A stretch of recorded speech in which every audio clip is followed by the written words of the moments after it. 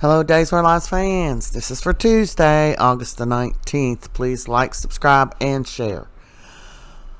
Well, Rachel's looking for a book on snakes at this little bookstore here. And Julie's in there reading the book. And, of course, she takes that opportunity to drag Kat through the mud. She's really making me not like her. Get over it, girl. Of course, they're grieving their husbands. We're going to have to put up with this for I don't know how long. They're dead. Move on. And they've been dead for quite a while. Okay, so he gives her the book that he recommends for her. And then she tells Julie, you should buy the bookstore, which I already thought she should. And she tells the little man here she's going to buy the bookstore from him. So he is excited about that. She's going to keep it just like it is. Kat and Chad are both free from fevers and got strep throat under their belt. They've done a lot of bonding.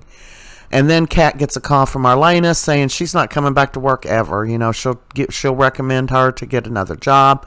So now Kat's looking for a job and Julie's buying a bookstore. What are the chances, that Kat could run the bookstore or work there? I don't know. I'm just spitballing.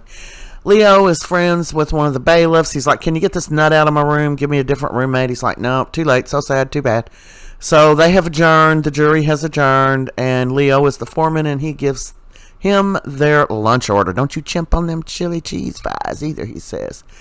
So earlier, before they went to, whatever, Chanel was on the stand and she talked about she didn't say those things in the video.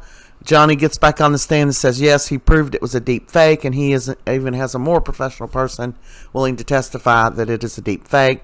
He gives his closing arguments himself because he's dumb. And it sounded good, though. It sounded good. And he says he's just sorry someone used his gun to shoot his dad. Of course, Belle's being her normal snotty self. I don't like her. You can do better, EJ. And he says, what is it that your mother thinks you are the one that shot me? But Marlena takes Rachel back to Kristen.